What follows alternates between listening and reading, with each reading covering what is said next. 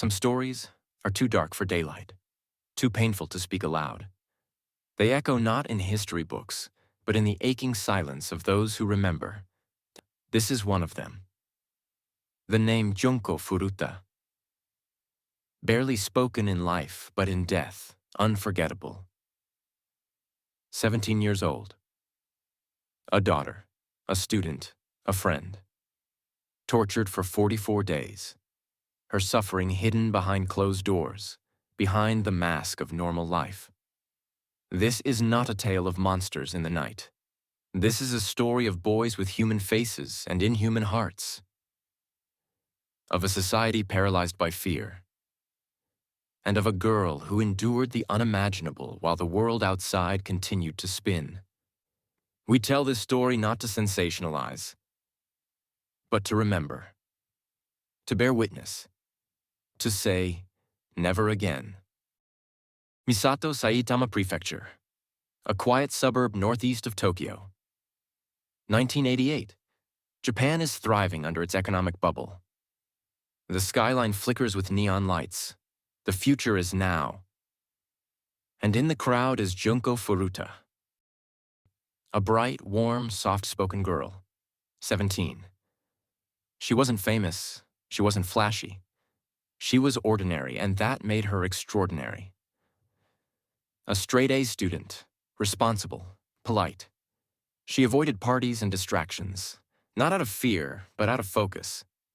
She had goals. She wanted a good job, maybe in electronics, maybe travel. She wanted a life. She worked after school to save for a graduation trip. She said no to things many couldn't, including Hiroshi Miyano. And that no sealed her fate. It started like any other day. Junko finished her shift and got on her bicycle. The route home was familiar, safe, routine. But evil had a plan. Waiting were two teenage boys, Hiroshi Miyano, 18, and Shinji Minato, 16. Miyano was obsessed, humiliated by rejection. But worse, he was already a predator. He'd been involved in gang activities. Rape, assault, petty crimes. He had ties to the Yakuza, or at least he claimed to. He ordered Minato to attack her. When she was knocked from her bike, Miyano swooped in, pretending to rescue her. A hero. That's how it started. He walked her home, but never took her there. Instead, he whispered threats. "I'm with the Yakuza. Obey me, or your family dies." She didn't scream. She didn't fight. Because she believed him. And just like that, she vanished. The house in Ayase, a neighborhood in Adachi, Tokyo, wasn't abandoned. It belonged to Minato's family, his parents, his brother, his grandparents. Did you? They all lived upstairs. They heard the screams. They chose silence. Miyano and his friends told them Junko was a runaway. A girlfriend. No need to ask questions. And if they suspected more, they were too afraid to act. What followed is nearly unrepeatable. But to honor Junko, we must speak it. Junko was held prisoner for 44 days. Every day, a new method of pain. Every night, a new violation of her humanity. She was raped over 400 times by her captors and others they invited, forced to endure gang rape, sodomy, and repeated sexual mutilation, starved, beaten, burned with cigarettes, and had her body violated with foreign objects, bottles, scissors, hot irons, lit fireworks. Her left nipple was torn off, her genitals mutilated beyond recognition. She was injected with flammable liquids, set on fire, then extinguished, then burned again. Denied water, denied food, denied mercy. Her wounds festered, her organs began to fail. She was left in a freezing basement with no heat, covered only by a thin blanket. She could no longer walk. She could barely breathe. At one point, she whispered to one of the boys, begging him, "Please, kill me. He didn't. He laughed. Her final day was spent in a cruel performance. A game of mahjong with her tormentors. She was so weak, she couldn't sit up, could barely hold a tile. They mocked her. She lost. And so they beat her again. This time, they smashed her face with weights, crushed her stomach with iron bars, set her legs ablaze. One final time, she convulsed. But no one helped. That night, her heart stopped. Her 44-day nightmare ended. She was dead. But even then, they showed no respect. They wrapped her in blankets, stuffed her in a 55-gallon drum, filled it with cement, and abandoned her body at a construction site. They didn't bury her. They disposed of her.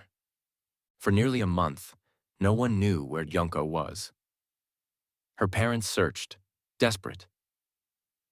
The police dismissed the case, saying she probably ran away. But fate intervened.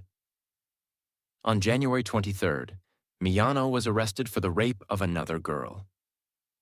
During interrogation, he thought the police already knew about Junko. So he broke. He confessed. And when police opened the drum, the smell of death overwhelmed them. Inside, a girl, shattered, bloated, disfigured. They identified her by fingerprints. There was no other way. And then came the second crime. One written not in violence, but in the ink of the legal system. Because the boys were minors, they were protected. Tried in juvenile court. Their names were withheld. But journalists refused to stay silent. Their names were leaked. Hiroshi Miyano, 20 years, released in 2009, arrested again in 2018. Joe Ogura, 8 years. After release, reportedly assaulted people and bragged about what he did. Shinji Minato, 5-9 years, rearrested later for attempted murder. Yasushi Watanabe, 5-7 years. He now lives under a new identity. None received life sentences. None expressed true remorse. None served justice. Junko's parents received no apology. Only a cremation urn and silence. Japan was stunned. Public outcry exploded: forums, protests, editorials.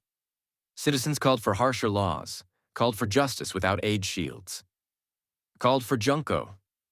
Her high school held a private graduation ceremony. Her chair sat empty. But her name was called. Junko Furuta. Her classmates bowed their heads. And the world finally mourned. Junko Furuta wasn't a victim. She was a person, a life, a light. A girl who had dreams and laughter and purpose. And the world failed her. But she will not be forgotten. She lives in every cry for justice. In every survivor who finds strength to speak. In every silence broken. We tell her story not for horror, but for truth, for dignity, for the child who deserved a lifetime, not a tomb of concrete. Junko Furuta. January 18th, 1971. January 4th, 1989. You are remembered. You are mourned. And your name will never fade.